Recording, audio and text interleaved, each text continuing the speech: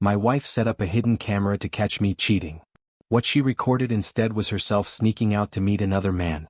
She accidentally sent the video to my email instead of hers. The day after I got the footage, I packed my bags and filed for divorce. My name is Jonah. I'm 35. I used to think my life was pretty ordinary. Married for 8 years.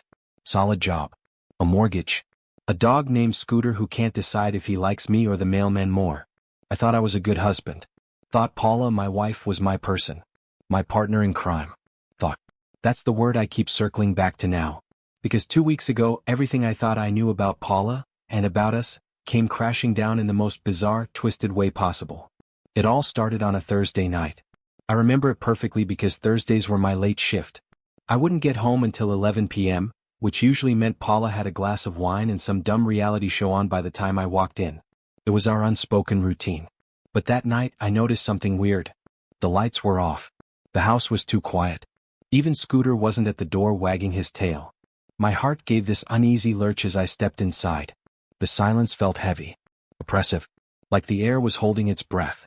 I called out. No answer. Checked the kitchen. Nothing. Went upstairs. The bedroom door was closed, which wasn't unusual, but when I opened it, there was no one there either. I felt a chill crawl up my spine. Paula's purse was gone. Her phone charger too. But what really made my stomach twist was the faint smell of cologne that wasn't mine lingering in the hallway. I tried to shake it off. Told myself she probably went out with a friend. Maybe an emergency. I texted her.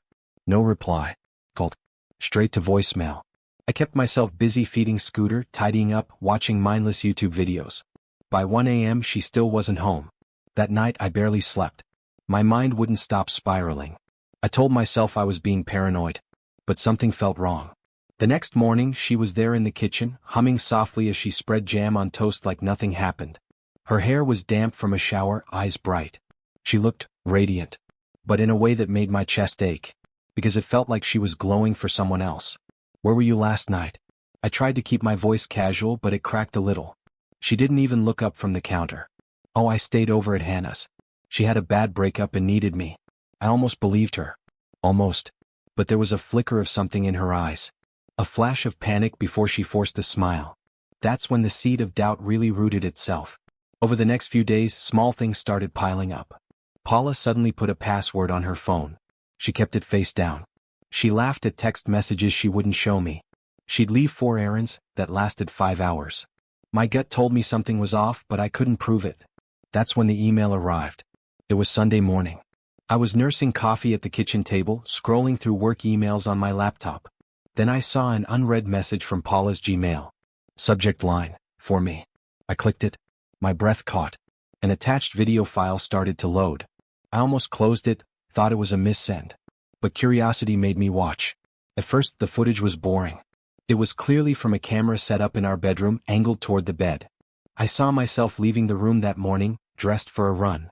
Then, nothing for a while. Then Paula appeared on screen. She checked the camera, stared right into it, adjusted it slightly. Then she walked to the mirror, fixed her hair, reapplied lipstick. She looked nervous, excited. She kept glancing at the door.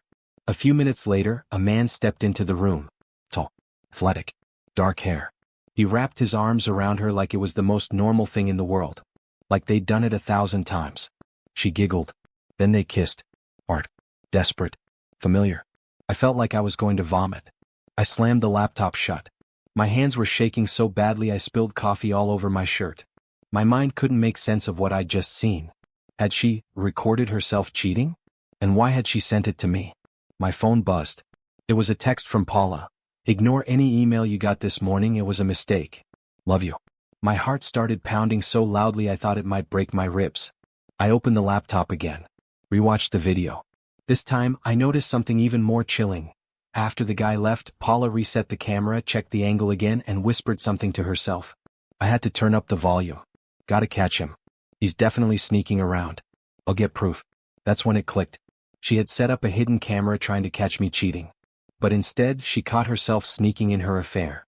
And by some cosmic twist of fate, she emailed the evidence to me. I didn't confront her right away. I wanted to scream, but I couldn't. I felt numb. Like my brain disconnected from my body. I left the house on autopilot. Walked Scooter. Sat in the park for hours.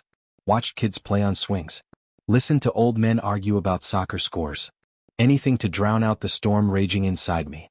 By the time I got home, Paula was in the living room watching a baking show. She looked up, smiled so sweetly my stomach turned.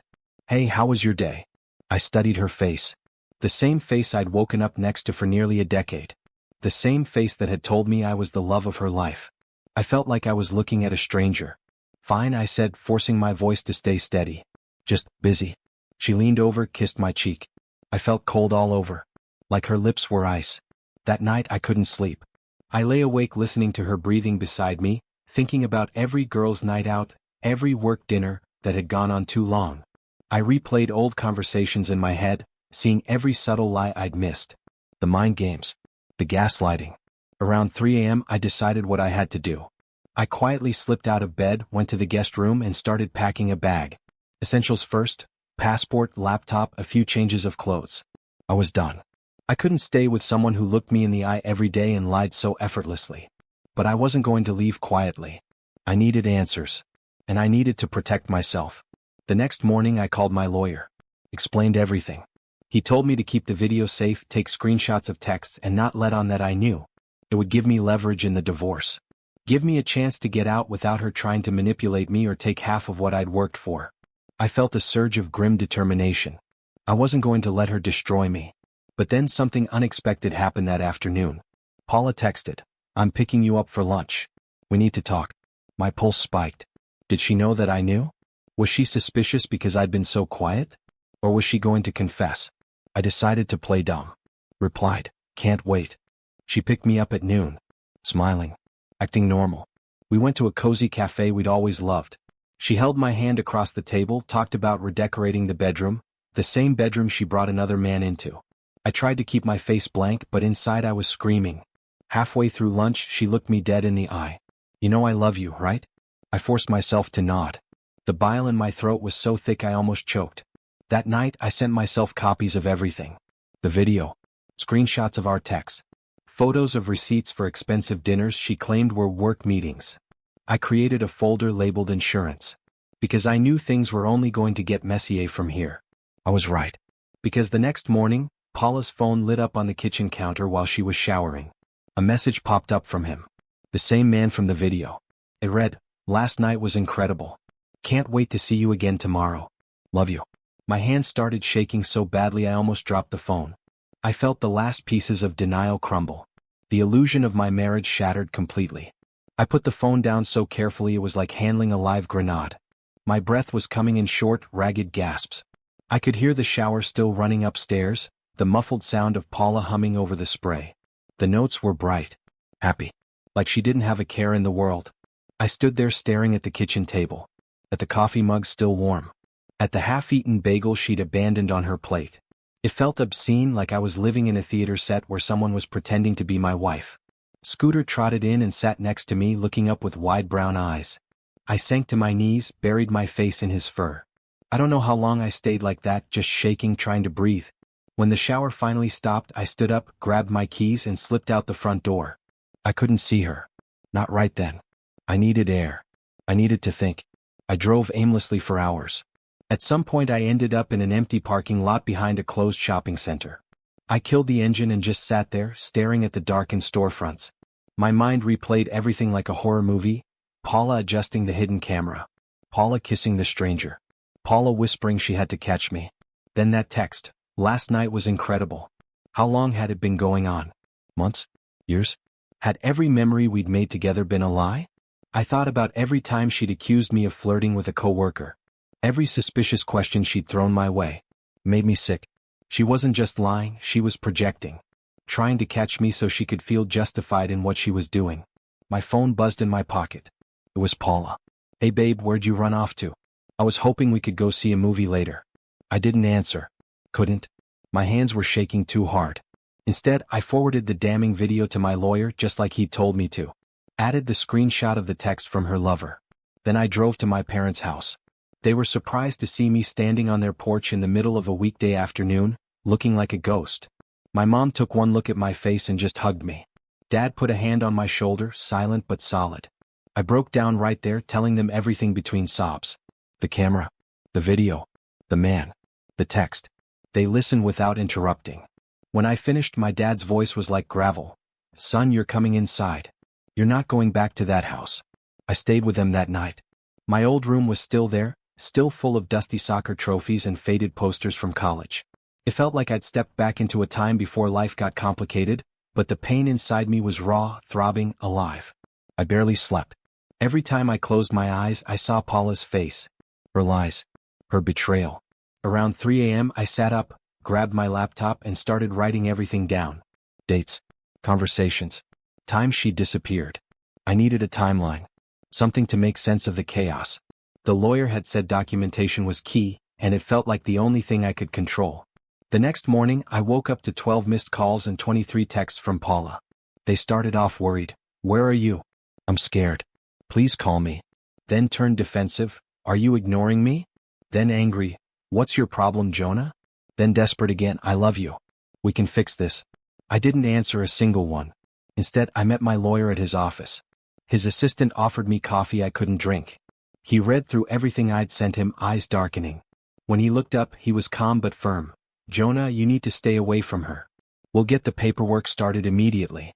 That was the first time the word divorce felt real. Heavy. Final. My stomach lurched, but I nodded. Back at my parents' place, I felt like a ghost drifting through the halls. My mom kept trying to feed me. My dad kept patting my back like I was still a kid who'd fallen off his bike.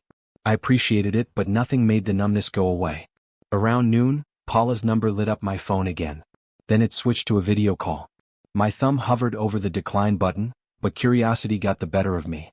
I answered. She looked pale, eyes puffy. Jonah, please. I don't know what you think you saw, but I can explain. It's not what it looks like. My rage flared so hot I saw red. Not what it looks like. I hissed. I watched you bring another man into our home. Into our bed. You set up a camera to catch me but caught yourself instead. And you accidentally sent the proof right to me. Her face crumpled. I watched her mouth open and close like a fish gasping for air. She started sobbing, big heaving cries.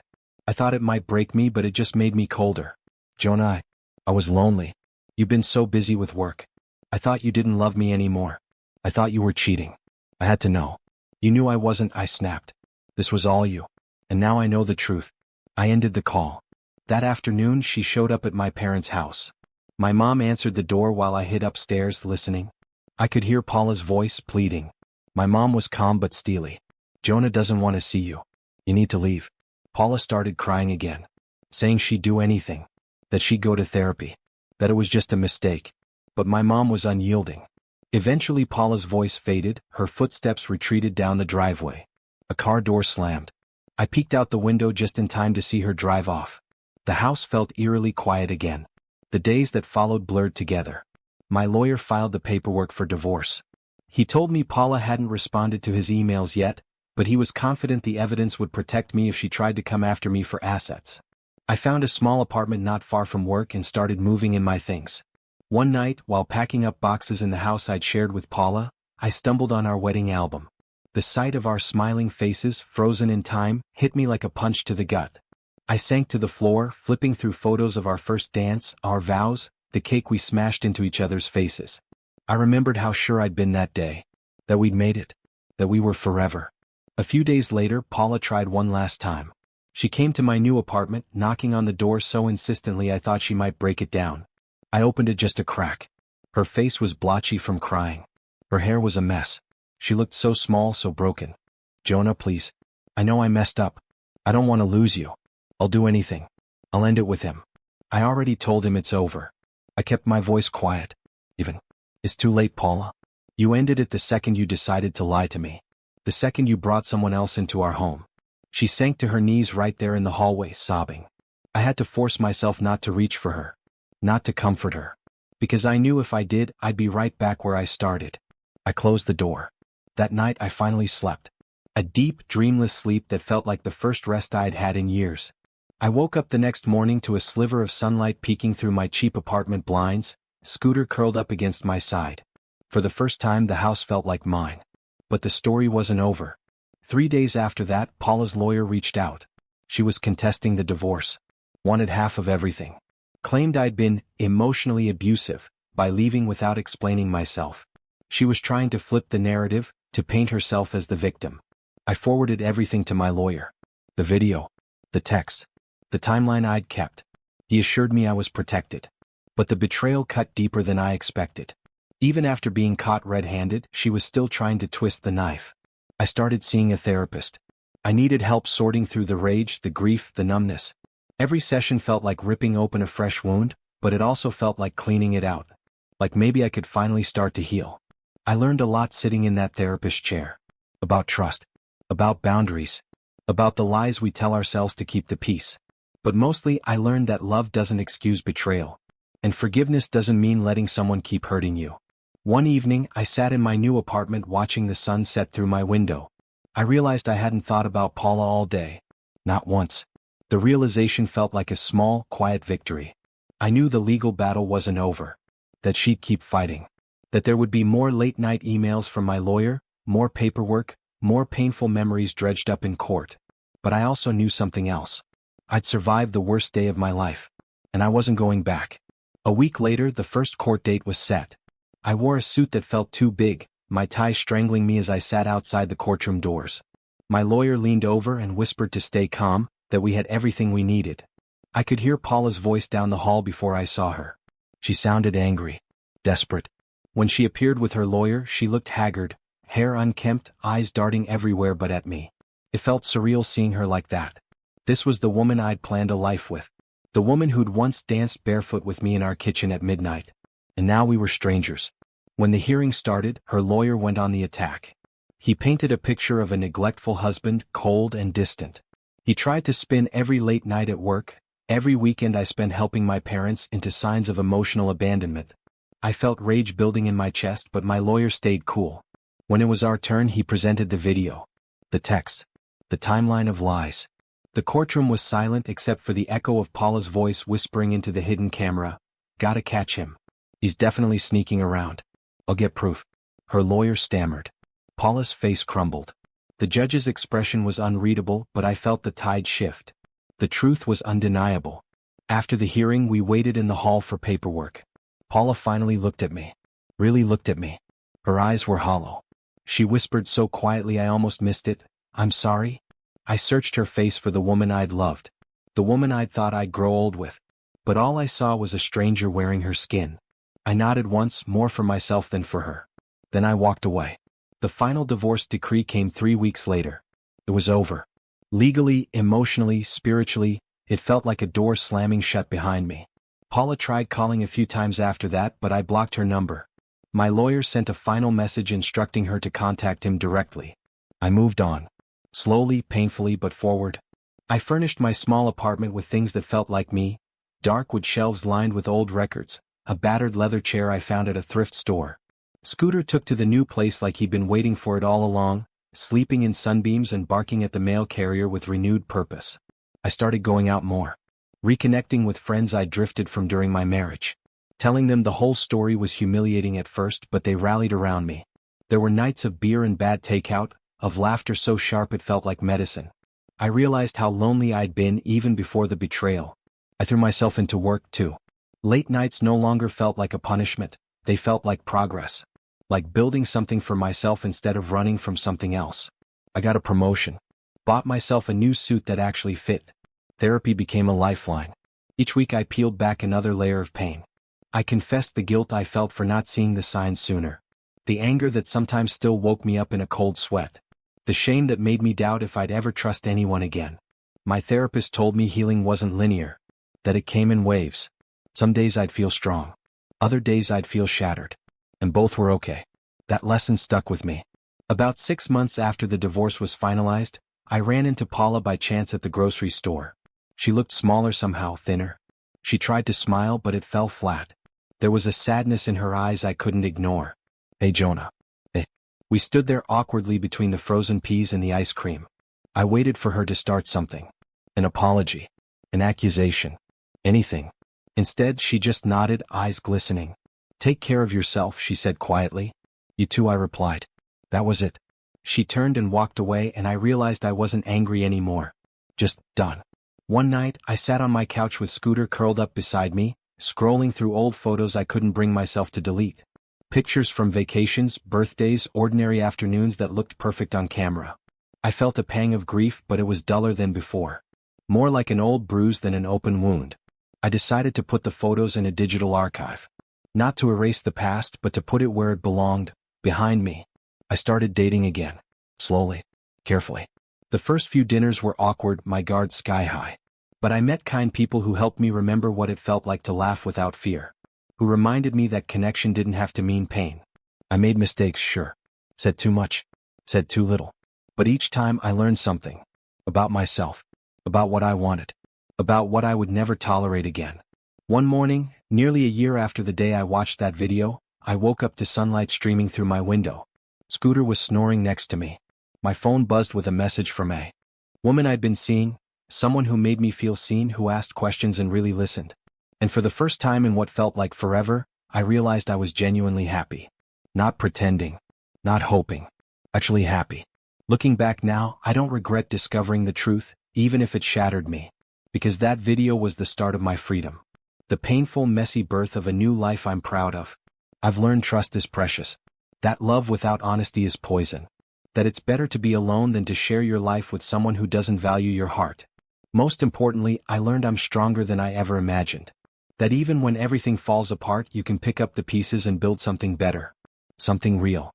So if you're reading this, if you've ever felt your world collapse under you, if you've ever watched someone you love betray you and thought you'd never stand again, I promise you can. It will hurt. It will scar. But you will heal. And someday you'll wake up to sunlight and realize you're free. Kindly subscribe for more X Confessions drama.